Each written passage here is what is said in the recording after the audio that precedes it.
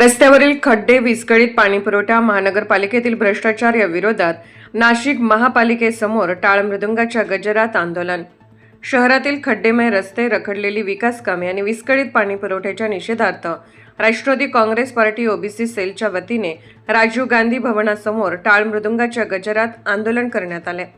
भजनाच्या माध्यमातून प्रशासनाचे लक्ष वेधत नागरिकांच्या मूलभूत प्रश्नांवर तातडीने उपाययोजना करण्याची मागणी करण्यात आली.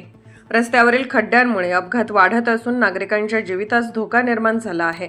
विविध कामांसाठी खोदलेले रस्ते वेळेत पूर्ववत केले जात नसल्याचा आरोप करत खड्डे, रखडलेली कामे आणि मखमलाबाद रोडच्या कामाची तातडीने दुरुस्ती करावी अशी मागणी करण्यात आली.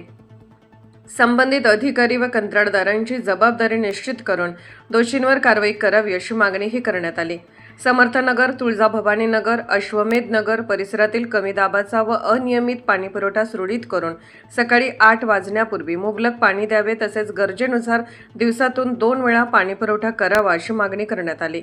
याशिवाय खराब रस्ते, सुलभ शौचालयाची दुरावस्था, निकृष्ट स्पीड ब्रेकर्स आणि रबलर्सच्या कामाची चौकशी करून कुंभमेळा व महापालिका निधीतून झालेल्या रस्ते कामांचे तसेच संबंधित बिलांचे ऑडिट करून श्वेतपत्रिका जाहीर करावी अशी मागणी आंदोलकांनी केली. राष्ट्रवादी काँग्रेस पार्टी ओबीसी सेलचे जिल्हा अध्यक्ष सुरेश आव्हाड यांच्या मार्गदर्शनाखाली हे आंदोलन झाले. यावेळी साहेबराव तारंगे, सुखदेव सांगळे, गोकुळ चौधरी, शारदा धात्रक, अलका गांगुर्डे, राजाराम भडांगे, गजानन भांडारकर, संगीता केकान यांच्यासह पदाधिकारी, कार्यकर्ते व नागरिक उपस्थित होते. मागण्यांवर तातडीने कार्यवाही न झाल्यास मोठे जनआंदोलन छेडण्याचा इशारा यावेळी करण्यात आला. चालू घडामोडींच्या अपडेट जाणून घेण्यासाठी आपल्या लोकप्रगती वार्ता चॅनलला सबस्क्राईब जरूर करा.